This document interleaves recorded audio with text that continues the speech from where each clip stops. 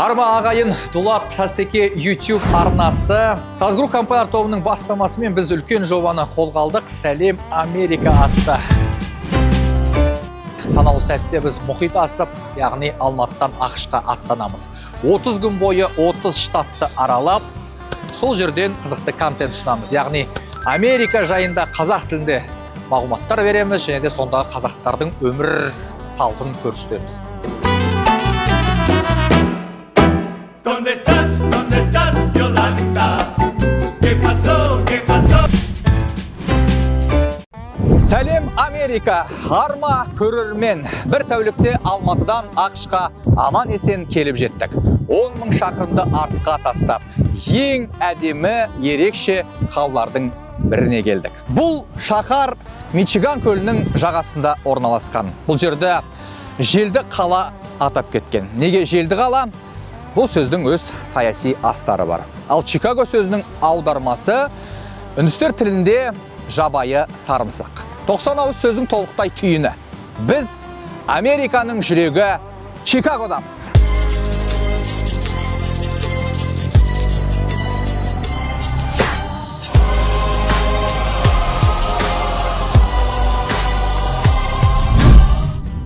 Мұнау көз алдымыздағы қалаға қараңызшы. Зәулім ғимараттар көкпен таласып, әйнекпен қапталған жаңа архитектура күнге шағылсады. Заманауи өркениеттің жүрегі іспетті көрінетін Чикагоны көріп тұрып, оның бір кездері күлге айналғанына сену қиын. Дәл осы жерде 1871 жылы тарихтағы ең ірі қалалық өрттердің бірі орын алған. 3 күн бойы өршіп, қаланың 1/3-ін жойып жіберген алапат өрттен кейін 100 000-нан астам адам баспанасыз қалды. 17 000-нан астам ғимарат жермен жексен болды. Бұл жас қала үшін үлкен трагедия еді. Бірақ дәл сол апат Чикагоны өзгертті. Қаланы қайта тұрғызу кезінде жаңа сәулет мектебі қалыптасты. Дәл осы жерде әлемдегі алғашқы небасы күреп тұрғызылды. Қала енді тек Американың емес, бүкіл әлемнің заманауи сәулет мектебінің орталығына айналды. Бүгінгі биік ғимараттар жай ғана әдемілік емес, олар қаланың мінезін көрсетеді. Құлаған жерден қайта тұруды дәлелдейді. Құрметті көрермендер, сіздер Дулат Тасеке YouTube арнасын тамашалап отырсыздар. Чикагода күн шыжып тұр, қайнап тұр. Қапырық, жүру мүмкін емес. Біз қазір Millennium Park саябағындағы бин мүсініндеміз. Бин яғни бұршақ. Бұл жерде әлемнің әр қиырынан келген туристер ағылып жатады. Міне өздеріңіз көріп отырғандай. Бұл Америкадағы ең танымал мүсіндердің бірі.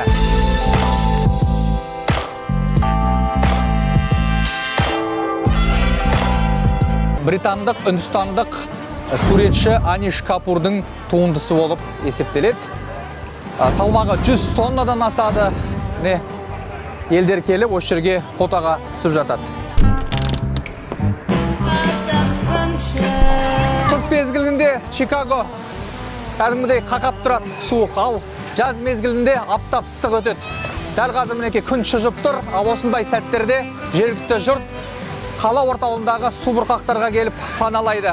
Бізде қазір мына жерге бармасақ мүмкін болмай тұр. When it's cold outside, I've got the month of May. I guess you said what can make me feel this way. Аспанмен таласқан ғимарат. Мінекей өздеріңіз көріп отырғандай, бұл Трамп зәулім қонақ үйі. 5 жұлдызды, 423 метр биіктік, және де әлемдегі ең үлкен ғимараттардың бірі. Бастапқыда Дональд Трамп бұл мұнараны әлемдегі ең биік ғимарат етуді жоспарлаған. Бірақ 2001 жылғы 11 қыркүйектегі терактілерден кейін, естеріңізде болса, қос мұнара құлаған трагедиядан соң Америкада, әсіресе Нью-Йорк пен Чикагода аса биік ғимараттарға деген үрей күшейді.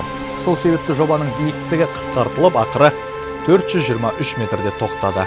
2009 жылы ашылған 98 қабатты алып кешен, қонақ үй, резиденция және бизнес орталықты біріктірген заманауи ғимарат. Оның сәулетшісі Эдриан Смит кейіннен әлемдегі ең биік Бурж Халифаны да жобалаған маман. Дубайдағы Бурж Халифамен теңеседі. Бұны білмейтін адамдар кемде-кем, және де кешкі Чикаго өздеріңіз көріп отырғандай кілең биік ғимараттардың арасында тұрудың өзі бір ғанибет.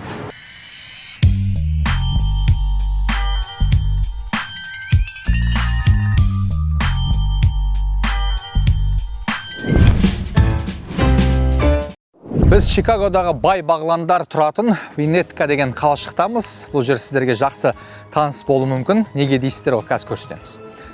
Мінекей, менің қазір сол жағымда әйгілі «Один дома» фильмі түсірілген үй, яғни үйде жалғыз қалғанда, қазақшалап айтқан кезде.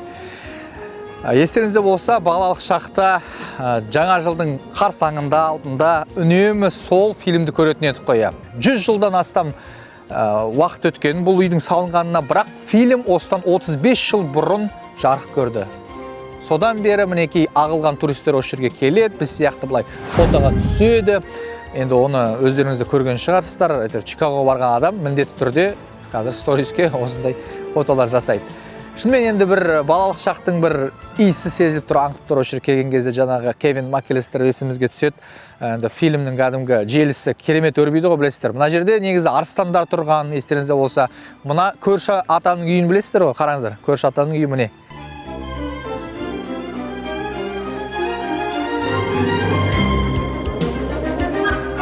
Бұл үй бірнеше мәрте сатылған, үнемі бір адам алады, кішкене тұрады, кейін екінші адамға сатады дегендей. Бұл мемлекеттің бір қарауындағы үй емес, жеке қолға өткен үй. Енді құны шамамен 1 миллионнан жоғары тұрады, тіпті қазір 5 миллионға дейін бағалануда.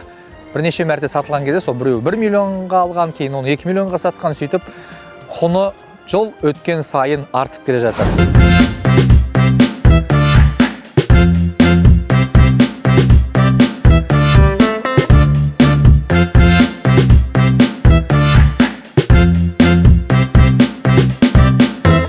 Чикагода қазақтар қанатын кеңге жайды десек, еш қателеспейміз. Өйткені дәл осы шаһарда 2000-ға жуық қазақ диаспорасы бар. Және де қаланың қақ ортасында дәл осындай танымал Тары мейрамханасының ашылуы кездейсоқтық емес.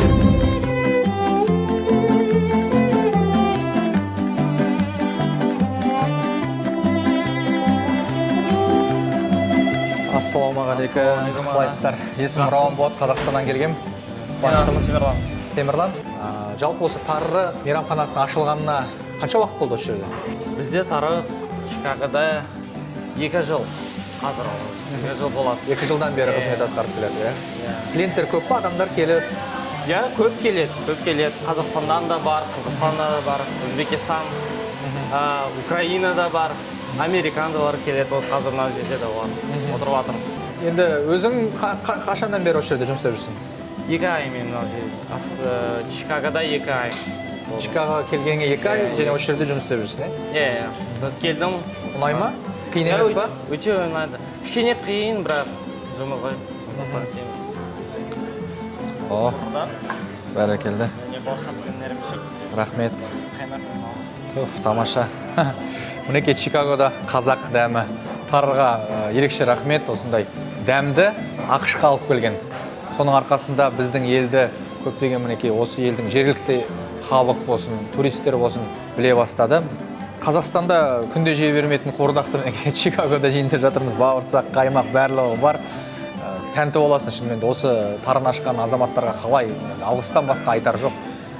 Мінекей бауырым кофесін алып келе жатыр. Негізі енді бұл жерде көпшілік американдықтар тарыға кофені ішу үшін келеді. Бұл енді кофехана ғой бір жағынан, сондықтан да бағанан бері біз келдік, адам үзілген жоқ. Кіріп шығып жатыр. Негізі таңертең таңғы асты ішуге де өте көп адамдар келеді екен. Тіпті ине шаншыр орын болмайтын жерде қазірдің өзінде мінекей көршілес жергілікті халықтың өкілдері отыр. Мәліметтер бойынша бұндай этнокафелер басқа өзге мемлекеттерде ашылмақ. Алдағы уақыттарда Дубайда, Сингапурде, Лондонда, тағы да бірнеше жерде ашылу жоспарда бар екен. Нью-Йоркта сондай-ақ. Енді алда-жалда жолдарыңыз Чикагоға келіп түсіп жатса, қазақ дәмін сағынған болсаңыздар, Тарыға келіңіздер дейміз. Міне, Тары. Тардай шашылып жүрген қазақтардың жиналатын жері осы жер.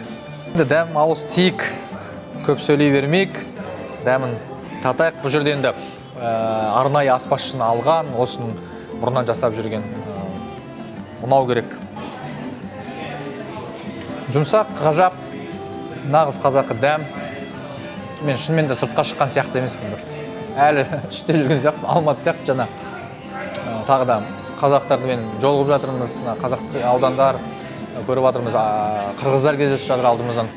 Құдды бір шынымен елде жүрген дейміз. бауырсақтың міне қаймаққа матырып.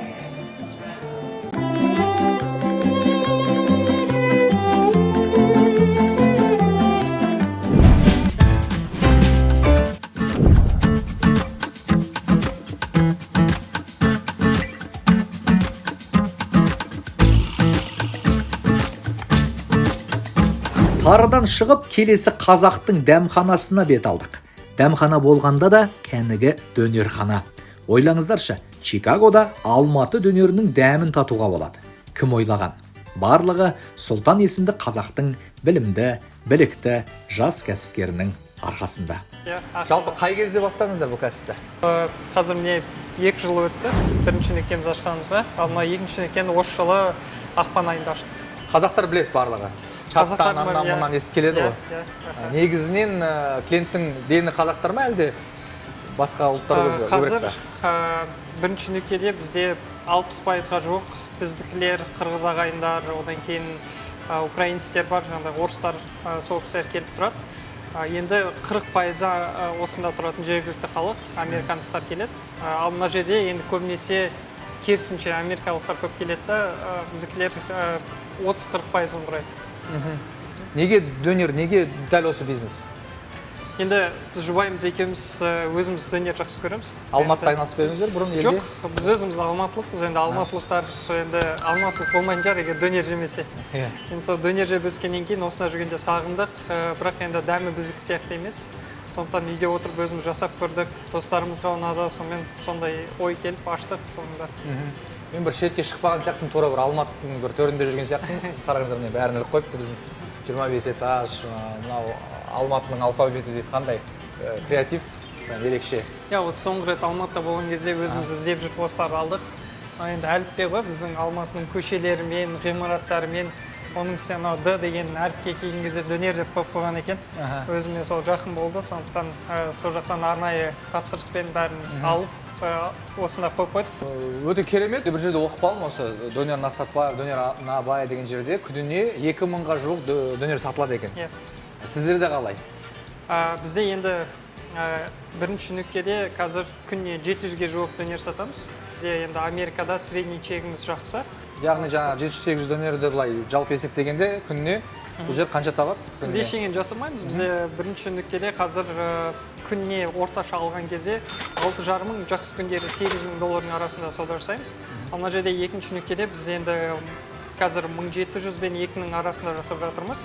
Енді ана жақпен салыстырғанда бір 4 есе кішкене аз болып тұр. Енді соны көтеруге тырысып жатырмыз қазір осында. Қызметкерлердің айлығы бар, мына жақтың арендасы бар, оған да шығын кетеді ғой? Әрине шығын көп Америкада. Жалпы енді жұмыс сұрап хабарласатындар бар шығар, қазақ диаспорасы? Көп күнде келеді. Енді Америкада құжат болмаса кішкене қиынырақ жұмысқа алу. Енді сондықтан кішкене іздеп жүріп, енді түрік ағайындар кейбіреулер түрікше ғана сөйлейді, ағылшынша білмей қалады. Сондықтан енді кішкене сондай баланс сақтау үшін тілдерді білетін адамдарды іздеп аламыз. Сұлтан, енді сіз шүкір кәсібіңіз жақсы дөңгелеп жатыр екенсіз. Дегенмен де сіз қазақтың нелерінде ұмытпай дегенсіз, мәдениетін басқасын қазақ орталығы деген бар, Чикагода?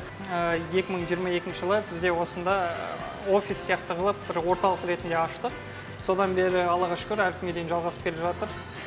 Енді кішкентай шағын осында қазақтар жиналып отырыстар өткізіп тұрамыз. Кішігірім балалар имам келіп кетті, жақында? Нұрлан имам келіп кетті, балалар келеді, сол балаларға жаңағыдай қазақ тілінен сабақ береміз, өзіміздің мәдениетті таныстырып, елтаңбаны көк туды көріп өссін деп сондай ниетпенен ашылған жер.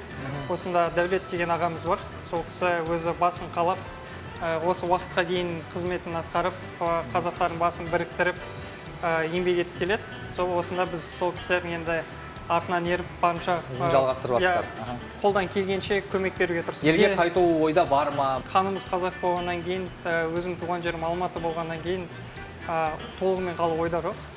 Енді құжаттар барлығы бар болғаннан кейін екі елде 50% осында, 50% Қазақстанда сөйтіп жүріп бір кәсіпті жалғастырып көрмек ниетіміз бар. Енді Алла қаласа қолдан келеді деп ойлаймын. Осында жүріп осы кішкентай жер болсын, осы арқылы елімізді Алматыны таныстыруға барынша тырысып жатырмыз. Көп америкалықтар келеді ғой, түсіндіреміз, бізде осындай тамағымыз бар, осындай жаңағыдай жеріміз бар, келіңіздер деп. Енді біз арқылы ішіне барған да адамдар бар Алматыға, америкалықтардың ішінде. сол сияқты енді шетелде жүріп бір пайдамыз тиіп жатыр ау деген үмітіміз бар. Біз енді барынша елдің, Алматының атмосферасын беруге тырысамыз. Ол тек қана тағам емес қой. Музыка арқылы болсын, дизайн арқылы болсын. Дизайнды көрдік, мына кәдімгі көспен жасалған. Мынау тауларға ұқсап тұр. Таулар ма? Алматы таулары ма? Алматының таулары, иә. Енді дәл Алматының тауларының силуетін қайталады деп айта алмаймын, бірақ енді Алматының тауын меңзеп, солайынан жасаған дүниеміз.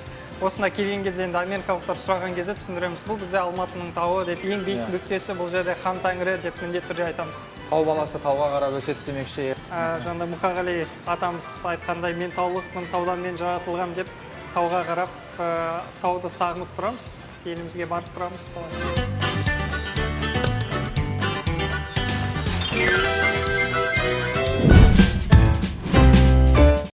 Америкалықтардың өмір салтында айтпай кетпейтін бір нәрсе бар. Бұл кофе ішу мәдениеті. Дәл қазір мен әлемдегі ең үлкен Starbucksқа қарай бағыт алдым. Мінекей, 5 қабаттан тұратын кофе хана.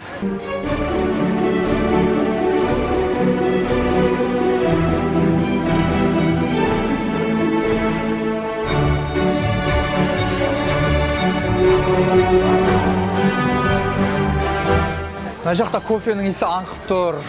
Нағыз кофе құмар адамдарға енді таптырмас бір мүмкіндік қой.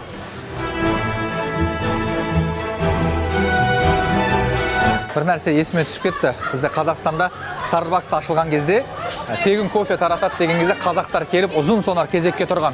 Тура сондай бір атмосфера сезіліп тұр бұл жерде де. Бірақ бұл күнде қайталанатын жағдай. Бұл жерде адам үзілмейді. Қай кезде келсеңіз де мінекей ине шаншыр орын жоқ. Кофе жанармайдан кейінгі ең өтімді тауар болып есептеледі. Мына әлемдегі ең үлкен Starbucks 5 қабаттан тұратынын жаңағыны айтқан едік. Ал жалпы 35.000 шаршы метрді құрайды. 2019 жылы 15 қарашада ашылған кезде бір сәтте 10.000 адамды қабылдай алған. Ойлаңыздаршы, 10.000 адам. Мінекей бұл жерде наубайханада орналасқан, негізі әр қабатта бір жерде жаңа кофелардың әртүрлі дәмін татуға болады. Мына жерде мінекей наубайхана, тәттілер барлығы сатылып жатыр. Hello, can I have medium latte? How much? It's $5.38. Okay, give me. Okay. Thank you. Starbucks'тың латтесіне тапсырыс бердік. Кішкентайының өзі $8 шықты. Қазір күтейік. Дайын болды.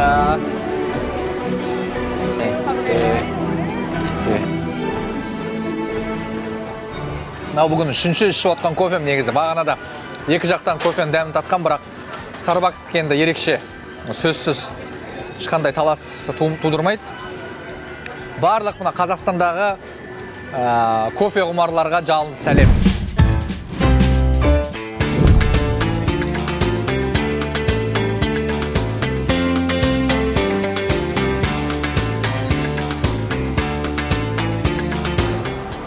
Чикаго туралы тағы бір мағлұмат айта кетсек, бұл Америкадағы ең криминалды аймақ болып табылады. Бұл жерде күн сайын неше түрлі өлімдер болып жатады. Криминал дәл қазір Чикагода өршіп тұр. 1920 жылдары гангстерлермен танылған Чикаго бір Аль Капоненің өзі не тұрады. Мына екі қабаттан тұратын кірпіш үй негізі 1905 жылы салынған, яғни 120 жыл бұрын. Ал қылмыс әлемінің серкесі Аль Капоне бұл жерге 1923 жылы көшіп келген. Осы жерде отбасымен бірге тұрған. Ашса алақанында, жұмса жұдырығында осы Чикагоға ғана емес, бүкіл Американы өз заманда ұстаған ең атақты гангстер осы Аль Капоне болатын. Яғни Чикаго деген кезде бірден осы кісінің, осы азаматтың есімі ойға оралады. Сондықтан да біз арнайы Аль Капонеға тоқтауды жөн көрдік. Оның жүріп өткен жолы барлығын енді фильмдерден көруге болады. Неше түрлі директ фильмдер түсірілді, көркем фильмдер, тіпті Майкл Джексонның осы азаматқа арналған әні де бар. Өз заманында енді осы жерді бір елестететін болсақ, сол кезде оқ өтпейтін көлік тек қана осы азаматта болған. Кейін оны жаңағы кәміскілеп алған кезде президенттің өзі сол көлікпен жүрген деседі. Яғни президентте болмаған көлік Аль Капонеда болған. Ақшаның барлығы ағыл-тегіл осы жерге келіп жатқан. Мына ойынханалар, осындағы жаңағы жезөкшелердің барлығын үстінен қараған. Енді қазір бір ғасыр өткеннен кейін ғой біз бұл жерде еркін тұрмыз. Ал 100 жыл бұрын бұл жерге аяқ басуға енді тіпті мына жерден жүріп өтуді енді азаматтар қорқатын, жергілікті халық, өйткені енді оның есімі дүркіреп тұрды. Қазір енді ешкім тұрмайды дедік, бірақ дегенмен де әлі де рух болады ғой, рухы тірі бұл азаматтың, өлмейді мәңгі. Сондықтан да қалай айтсақ та енді мысалға қазақта Режа Алмас, Америкада дәл осы Аль Капоneмен салыстыруға болатын шығар енді. Бірдеңе сезіледі, мұнда тұрғанның өзінде бір жау артыңда тұрған сияқты, білмеймін енді. Тезірек кетейікші бұяқтан. Ақыры криминалды қозғағаннан кейін біз осы Чикагодағы ең қауіпті көшелердің бірімен өтейік деп шештік. Мен қазір келе жатырмыз. Енді күндізгі уақытты біз таңдап алдық, өйткені кешке, түнде жүру бұл жерде аса қауіпті. Қаңғыған оқ тиіп кетуі мүмкін. Күніне бірнеше қылмыс тіркеледі жалпы Чикагода. Және де осындай бірнеше аймақтар бар, аймақ болғанда осындай көшелер. Бұл жерде негізі афроамерикандықтар тұрады. Олардың жаңа өте қызуғанды келеді. Енді бұрынғыдай Аль Капоне сияқты мына мафиялар жоқ. Ирландиялық, итальяндық деген сияқты. Бірақ қараңыздар, полиция, Чикагоның полициясы бұл жерде қарауылдап жүреді. Бұл жерде енді жаяу жүру аса қауіпті. Біз көліктен шықпауды жөн көріп отырмыз. Құрметті көрермендер, дұрыс түсінерсіздер. Бізді де күтіп отырғандар бар Алматыда, елімізде. Сондықтан да рискке бармай-ақ қояйық. Енді шынайы бір Чикагоның осы бет келбетін көрсеткіміз келеді сіздерге. Чикагода қырғыздардың үлкен диаспорасы тұрады. Бір туғандарымызға да тоқталмай өтпесек болмайды. Ауылдан адам көшкенмен, адам ауылдан көшпейді дейді ғой. Сізде де бар ғой ондай мақал, Бар, ошондой. Биз өзүбүз айылдан кетсек дагы, жайлоодон кетсек дагы, жайлоо айыл бизден кеткен жок. Мына бир туугандарыбыз үчүн атайы айылдагы шарттарды түзүп, айылдагыдай жашап жатабыз. Керемет. Ал жакка караганда бул жактын бээсинин сүттөрү көп экен. Бир сааганда биз 1,5-2 литрге чейин бир бээден чыгып атат. Орто эсеп менен 5 литр бир бээден чыгат экен. 3 бээден 15 литр. Күнүнө аласыздар. Ал жалпы осы ферманы ашуудағы мақсат қайдан пайда болды? Неге аштыңыздар бұндай? Биз өзү аял киши болсок дагы, мен мамам экөөбүз эле аштык, эки аял киши эле болсок дагы, коркпостон. Биринчи максат бул мен балдарым үчүн. Себеби биз 11 жылдан бери Америкадан Кыргызстанга бара элекпиз. Айыл эмне экенин, кыргызча эмне экенин билбейбиз, только бир эле англисче сүйлөшүп, Америкалык болуп баратканыбызга балдарыма дагы ошо айылды көрсөтөйүн деп, балдар үчүн. Жаз кезинде осундасыздар, Негизи калада турасыздар го, окуу баары ошол жакта ма, эле осунда? Жок, бул жер Америкада шарттар аябай жакшы. Айылда турсак дагы бизден 8 мүнөттүк жерде мектеби бар. Автобус келип үйдөн алып кетет. Аны күчтүү көрүнүздөр, баардык жагдай жасалган. Енді қарап отырсақ, аумақ өте кең. Мына жақта шынымен де наурыз жасауға болады екен, наурыз кезінде. Құрбан айт болса, мінекей мал соям десеңіздер, осы жерге келуге болады екен. Негізі енді мал бағасы бұл жақта қымбат па? Бұл жақта қараш қымбат эле. Мисалы үчүн бир бээни $2000-3000 чейин алса болот. Бирок салыштырганда бизде эле деп айтып атышат. Чөптөрдү, мисалы үчүн бир боо чөптү $5 алабыз. Жем алабыз, бир айга $400 жем кетет. Ал койларыңызды қазір соям десе, қаншаға бересіз? Койлор $250-ден $500 чейин. 250-500. Жашына, анан салмагыга жараша таразыга тартып, анан чыгат акчасы. 200 000 теңгеге дейин чыгат экен. Енді бізден бір 2 есе қымбат екен. Ол да болады. Негізі бұл жақта тұрмыс тіршілігі бәрі жоғары ғой. Сондықтан да қол жетімді деп есептеуге болады екен негізі еттік бағасын. Тағы да бір фермаларыңыз бар ма, әлде ол жабылды ма? Ол жаққа көшіп келдіңіздер. Сіздер де көшіп қолым жүреді екенсіздер ғой. Бір жерден екі жерге. Қауіп болған үшін тез көшіп тұрамыз. Қайсы жер жақсы болса жайлауға дағын. Жалпы енді кететін шығын көп секілді ғой. Ол ақтала ма? Шығынды айтыңызшы, мысалға сіз осындай жерді ұстап тұру, мысалға мына жердің де енді жаңағы кепілге алған шығарсыз, арендасы бар деген сияқты. Басқа дүниелерге қанша шығын кетеді? Оны жабу сосын қолдан келіп жатыр ма? Шығындар көп эле болот бул жердечи. Азыр көп стройкалар жүрүп атат бизде. Аттарды алып келдик. Азыр мына караганда пайда чыккан жок. Только расходко эле кетип атат. Бирок буюрса ошо бардык эле бизнесте 1 жыл 2 жыл расход болуп анан келип баштайт го. Косумча булай кәсиптериңиз бар го, ягни башка да. Мен өзү IT'де иштейм, DevOps инженер болуп иштейм. Өзүңүз, керемет мына. IT'де да жүрөт, малга да аралашат кандай. Амбебап кой. Чикагодагы киз үй. Охо. Неше канатты? Бул 8 канат 100 баш. 100 унгу бар. 8 канат мынекей. Ою өрнөк барлыгы. Кажеттүү дүниелер ошондо тур. Ар жакта мына кыргыздын туы, байрагы илинип тур.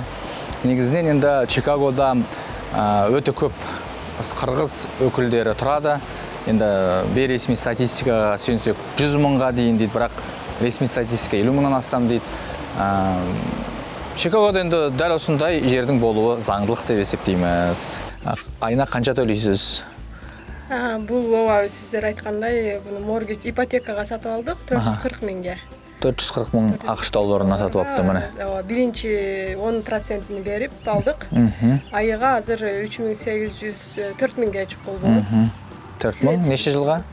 30 жылга. 30 жылга. Мына тура Казакстандагыдай кредит берет, бу жакта несие бар. Несиеге алып алсаңыздар болот да. Ар түрлүү заттарды кийин жаңагындай төлөп жүрө бересиздер. Рассрочка деген сыяктуу. Пайызы канча бизде энди? Пайыз десек үркүйбүз го өзү. Пайыз. Переплата канча болот бул айткан кезде?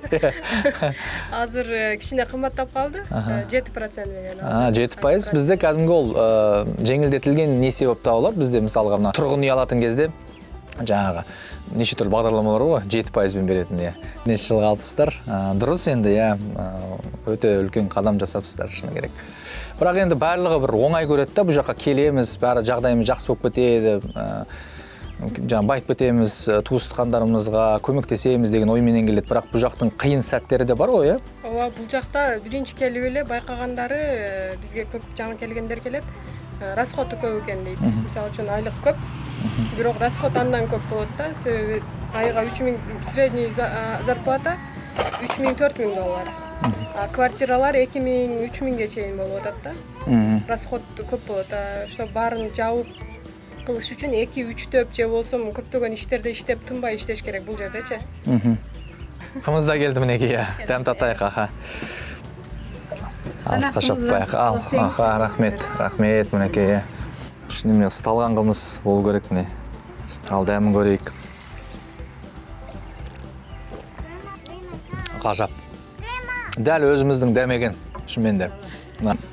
Қымыз міне, прям кәдімгі бабына келген қымыз екен. Кейбір аймақтар бар нағыз қымыздың дәмі сондай күшті. Жақында ғана осы Қазақстанда сондай қымыз фестивалі өтті да. Жарыс болды сол жерде Абай облысының қымызы жеңімпаз атанған болатын. Міне, сіз өзіңіз қашан келдіңіз ақшқа? Мен 2 жылдан ашты. 2 жылдан. Мен дагы ошо. Оған дейін Қырғызстанда болып едіңіз елде? Окшош эле, ошо Мексикадан келгем. Мексика арқылы келдіңіз, Аркылуу келдим, ошо келүүгө мажбур болгомун. Ошол кызыма мына 2 баласы менен жардам керек болду. Анан эне да канчалык кыйынчылыкка карабай келдим. Өзүңүз келгениңиз дұрыс болупту шынымен де. Елде кім қалды енді сонда? Басқа балаларыңыз бар ма? Бар, Үйлүү, жайлуу. Атасы келип кетип турат, 10 жылдык виза алып алган. Визасы бар, Ооба, виза бар. Кымызды мисалга литрмен алсак багасы канча болот? Доллармен? Азыр 40 доллардан алабыз 1 литрине. 20 мың теңге 1 литр қымыздың америкалық биелердің берген сүті, қымызы мінекей 20 мың тұрады. Жаңа мен айтып қалдым ғой, шақта құдалық өткізуге болады екен деп. Енді алда-жалда біреу осы жерде бір тойын жасайын десе, мысалға, қанша болады бұл жерге. Өйткені бізде енді көп көрермендер көреді, осы шақтағы әсіресе қазақ болсын, қырғыз ағайындар болсын, жалпы YouTube желісінде өте көп қарайды бізді. Сондықтан да оларға да бір құлаққағаш жасап қойсақ, артық етпес. Бул өзү кыргыздар үчүн жана башка улуттар үчүн бул жерде атай ачканбыз. Биз мындай международный депчи каалаган улуттар келип өзүнүн тойлорун, өзүнүн башка иш-чараларын өткөрсө болот. Бизге буряттар келет, монгол, казак, башка улуттар да бүт келишет. Бул жерде элдин санына жараша мисалы үчүн бул боз үйгө 30-35 киши батат. 35 кишилик мероприятие өтө турган болсо, бул боз үйдү бизден целыйден $500 снимать этет. Арендага алат. Ал енді ошол жактан ет алам, жаңа пісіріп берсеңіздер барлығы ол қанша болады? Мисалы үчүн аренда 500 болот. Ал жерге 30-35 кишиге чейин. Эгер 15 киши болсо $400, 10 кишиге чейин болсо $300 арендасы. Ушул эле боз үй. Міндетті түрде қой алу керек келсе. Койлор Қойымыз бізде 250-ден 500-ге чейин. $500. Тозу койлор. Яғни мінекей мына жақта кепілдікке аласыздар арендаға осы киіз үйді 8 қанаттысы бар мінекей. Содан кейін қой аласыздар, сонда $1000 болса, ошол жаққа смело 35 адам болып келіп, тойларыңыз тойлап кетсеңіздер болады. Продуктын ана жақтан Walmart бірдеңе деген жерлерден алып келесіздер. Иә. Ошақта. Жақсы, енді кәсіптеріңіз дамый берсін. Шыны керек, иә. Біздің қазақтар қолдап келетініне еш шүбә жоқ. Иә. Осында да мінекей Чикагоның қазақтары жүр. Барлығы айтып барады. Келіңіздер, қазақ туғандар, сіздер дағы келе салып кетіңіздер. Қазақтың домбырасын күмбірлетіп, көк туымызды боз үйдің төріне іліп, бір туғандарға шапан жауып, ілтипатымызды білдірдік. Қырғыз ауылынан ішкен қымыздың дәмі расында тіл үйірді. Хош, сонымен қайта айналып келгенше деп. Силердин дагы дайым жолуңар ачык болсун, денсаулыкта болгула. Ошол дүйнө жүзүндө бардык эл ынтымактуу болуп, дос болуп жүрө берели. Алла, рахмет.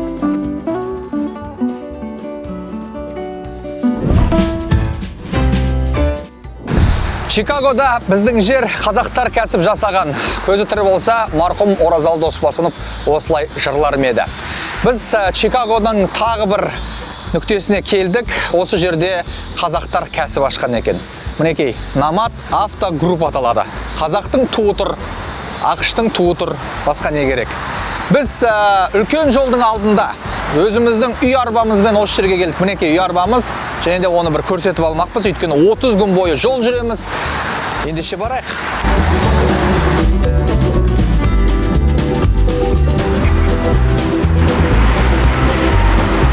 Қалдарыңыз қалай? Келіп қалдық. Ассалаумағалейкум. Кілең қазақтар жиналып қалыпты осы жерде. Қалдарыңыз қалай? Көңіл күйлеріңіз бәрі жақсы ма? Елді сағынған жоқсыздар ма? Сіздер құрғансыздар ғой мына жақта? Керемет, мінекей осы жердің иелері, көрермендерге қызық. Қай кезден бастап сіздер осы жерде қызмет атқарып жүрсіздер? Қашан келдіңіздер ақшқа? Мақсат не осы ашудағы?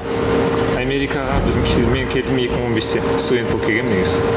Уже 11-ші жылға кетіп баратыр. Бұл жерді біз алдық 2024-тің шілде айында. 5 күнді сатып алдық осы бизнесті, содан бастап жұмыс істеп жатырмыз. 1 жылдан астым кез. Тамаша. Қалай енді дөңгелеп жатсыздар? Келушілер көп пе? Тек қазақтар ма, әлде басқалар да келе ма? Біздің қазақтардан бір 30% қазақтар, бір местныйлардан 30-40% местныйлар и басқа да халықтардан келіп жатыр. Әсемдіктің ғой. Иә. Бірігіп аштыңыздар, иә? Иә, бірігіп аштық. Мен де осы Америкаға келгеніме 7 жыл болды. Бұл менің екінші бизнесім. Біз бұған дейін немен айналыстыңыздар? Біз әлі айналысып жатырық. Вышка деген бар. Біз антенналарды ұсынып жетеміз. Өзімде 5 бригадам бар. Бәрі қазақ балар. 25 қазақ жұмыс істейді өз компаниямда. Осы бизнесті более инвестиция ретінде аштық. Яғни мына жақты бәрін қосқан кезде неше қазаққа сіз жұмыс беріп отырсыздар қазір? 27-дей. 27-де. Енді қандай қиындықтары бар бұл кәсіптің? Өз-өзін ақтап жатыр ма? Күніне қанша енді пайда түседі? Өйткені енді жасырудың ешқандай қажеті жоқ деп ойлаймын. Қазірше бірінші жыл болған соң бізде көптеген қиындықтар болды. Лицензия жағынан біз лицензияға өте ұзақ подаваться еттік. Біз осы 3 ай бұрын ғана алдық лицензиямызды, және де осы кредитный компаниялармен жұмыс істеуде кішкене қиындау болды. Бірақ бәрімен контрактқа отырдық, бәрінен алатын алдық. Енді ғана бастап жатырмыз. Біз машиналарды сатып алып, сол қазір болашақта Қазақстанға да жіберуді ойластырып жатырмық. Қазірше ондай пайда түсті деп айта алмаймыз. Бірінші жыл болған соң қазір 0-ға шықтық. Сонда да өздерінің іскерліктерімен осы жалғастырасыз? Иә, жалғастырып жатырық. Ары қарай жалғасу болады. Құдай қаласа біз енді Қазақстанға жіберетін болсақ, және де осы жақта да жаңарақ машиналарды сатуға тырысамыз. Қазірше осы бюджетті машиналарды сатып жатырық. Мына көліктерді көріп тұрмыз, бұл сіздердікі ме, әлде клиенттердікі ме? Біздікі. сатуға келген соған. Қанша тұрады бұндай көліктер енді? Қазақтар былай келіп жатса, неше мың қалға болады? Клиент отырады. 8,5 мың, қалған машиналар? Тесла бар, 2019 жылы, 13 мың доллар. Ал бар, 7400 доллар, Prius. Онда көбінесе сол жаңағы экономичный машиналар іздейді ғой, сол осы Prius, электрический, сондайлар, гибриднелар алып келіп отырмыз көбіне. Әзірге осы жақта сіздерге сатып жатсыздар. Негізі енді ақш-та көлік арзан дейді ғой, салыстырмалы түрде. Мұндай көлік арзан, бірақ жаңағыдай мейнтенс дейді ғой, дұрыс қадағаламайды дейді ремонттар. Көбінесе май ауыстырмайды уақытында, мына сол кезде аукцион алып келеміз, болады шамалы біраз нәрсе істеу керек, сосын барып ана клиентке сатып аласың. Өздеріңіз сәл арзандау алдын жөнінде барлық кем-кетіктерді түзеп. Бізде ана артта как раз сол не бар да. Сояққа барайық сонда? Бар, иә. Жүріңіздер. Мына жақта кәдімгі кең жерді алып жатыр екен. Көлік жөндейтін жерлер. Лифтіміз бар мұнда. Бұл жерде осы 96 жылдан бастап ашылған бизнес болған ғой негізі. Сол барлық инструменттері бәрі солардікі негізі. Соларды барлық сатып алдық та. Біз енді ондай бір шамалы ғана бір нәрселер ғана қостық. Негізі көбінесе істеп тұрған бизнес болғаннан кейін барлығы почти барлығы бар мұнда. Жаңағы инструменттердің бәрі бар. Негізі өздеріңіз бұрыннан көлікке жақынсыздар ма? Тілін білесіздер ма көліктен? Иә, мен өзім әкем негізі көп жөндейтін кішкентайымнан бастап машиналар сол қасында жүріп, анау қызығып содан. Машина жөндейтін кісілерді де алдыңыздар жұмысқа? Иә, осы ал жақта отырған кісілер болады. Қазақ кісілер. Қазақ кісілер. Елге қалай барып тұрасыздар ма, әлде біраз болды ма бармағалы? 7 жыл болды әлі барып. 7 жыл, сол Құдай қаласа осы 1-2 жылда шешілсе барамыз Құдай қаласа. Байып алайық дейсіздер өкше. Негізі мен машина арзан, бірақ машинаны жөндеу бұл жерде қаншалықты қымбат па, арзан ба, мысалы адамдар келеді ғой? Мысалы, неге байланысты? Мысалы, местналарға келетін болса, көбінесе олар қарайды, қанша пробегтен, мысалы, осында ремонттар жасау керек деген сияқты. Біз өзіміздіктер келген кезде көбінесе қандай ремонт керек, соны ғана істейміз. Ал басқа біреуге барса, мысалы, болады 4-5 мың долларға олар рекордты қарайды да, олар жасалған жоқ дейді да, барлық ремонттың бәрін список бойынша айтып береді да, 4-5 мың доллар шығарып беруі мүмкін. Сол үшін көбінесе өзіміздікілер келетін сол да, өйткені біз барлық қараймыз, не кетіп тұр, соны ғана істейміз. Сол үшін да. Онысы біраз арзан енді, мысалы, местный бойынша сағатына где-то $185 деймін, сондай алады. Біз өзіміздің қазақ комьюнитиға или СНГ-дан келгендерге көбінесе $100 сағатына жұмыстар, істеліп жатқан жұмыстар. СНГ-дан кімдер келеді көбіне? Сол қырғыздар? Қырғыздар, қазақтар бар, өзбектер бар, украинецтер келіп жатыр, орыстар келіп жатыр қаншама. Молдовандар келіп жатыр, көбісі. Өте қуаныштымыз, жігіттер дами берсін. Қазір көлігімізді бір көрсетіп алайық өздеріңе.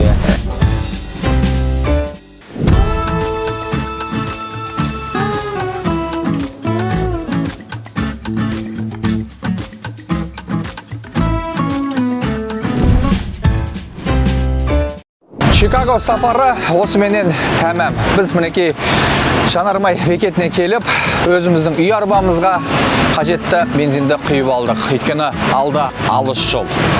Құрметті көрермен, Дулат Тасеке YouTube арнасынан ажырамаңыздар. Осы бүгінгі репортажды толықтай тамашалап, пікір қалдырыңыздар, лайк басыңыздар. Ал біз сіздерге қызықты контент ұсына бермекпіз. Кездескенше.